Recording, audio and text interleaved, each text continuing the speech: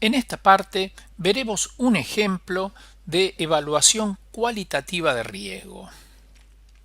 Es una evaluación del riesgo de introducción de fiebre aftosa a Rusia y Europa desde las repúblicas caucásicas de Georgia, Armenia y Azerbaiyán.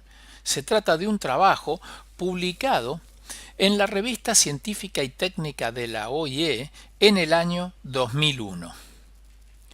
Esta es la región del Cáucaso, ubicada entre los mares Caspio y Negro, y estas son las tres repúblicas en las que se realizó la evaluación del riesgo de aparición de fiebre aftosa en Rusia, teniendo en cuenta que en la época del estudio había alta frecuencia de la enfermedad en Turquía y en Irán.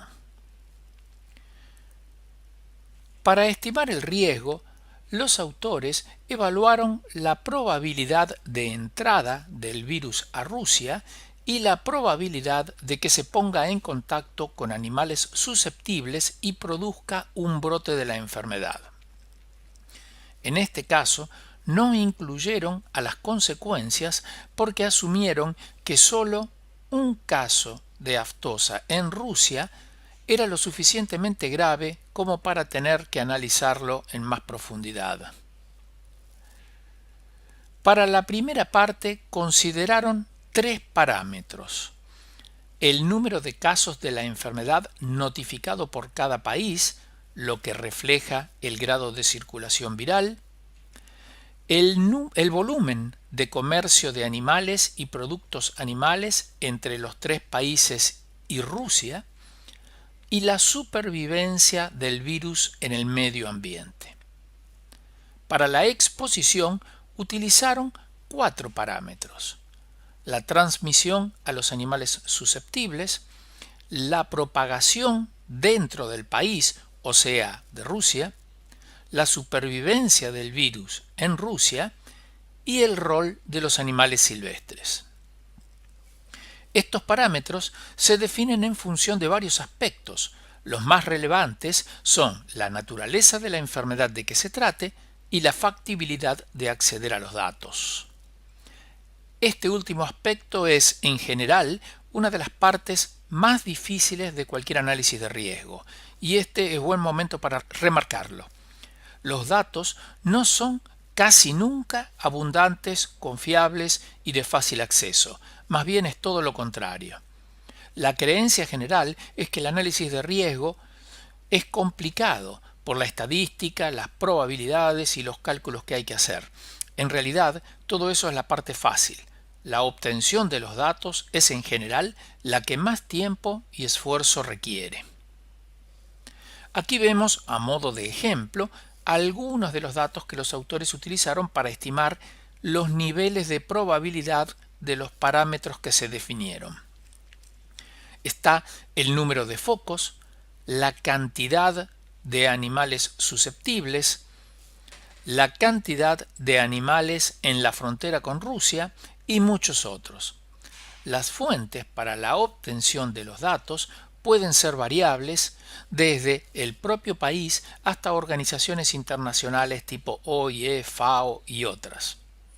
Una vez obtenidos los datos, los analizaron y definieron los niveles de cada parámetro. Estos eran los parámetros y estos son los niveles de probabilidad que les asignaron en función del análisis de los datos.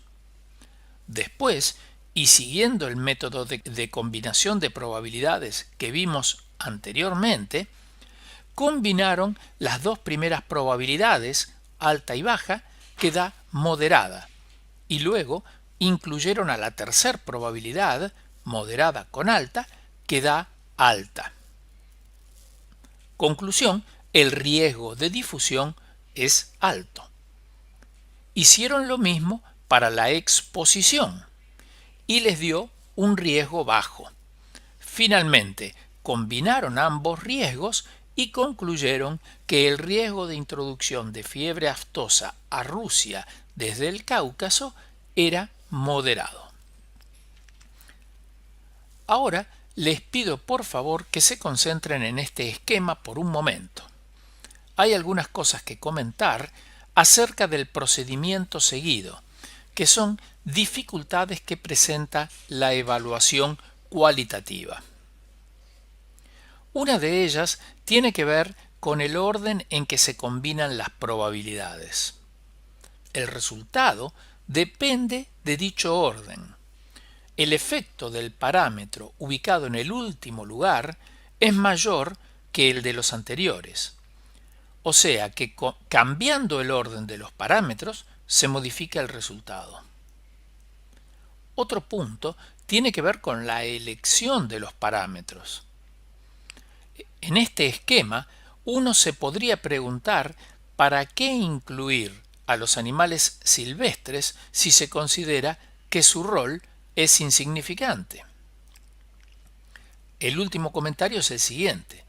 En teoría, si uno de los parámetros tuviese una probabilidad nula de ocurrir, debería bloquear a toda la rama. Sin embargo, en este esquema, esto no podría suceder. Estas dificultades, como veremos más adelante, no ocurren en los procedimientos cuantitativos. En un intento por subsanar algunas de las dificultades que presenta la evaluación cualitativa, un grupo francés ha propuesto esta matriz de combinación de probabilidades. En este caso, cuando una de las probabilidades es nula, la combinación queda como nula. En definitiva, y para concluir con la evaluación cualitativa, podríamos decir que si bien el método es simple y se puede implementar aunque se disponga de pocos datos, es un procedimiento demasiado simplista, que no incluye ni la incertidumbre ni la variabilidad de los valores que pueden tomar los parámetros, y que por lo tanto los resultados deben ser tomados con mucha precaución. Con esto terminamos con la evaluación cualitativa.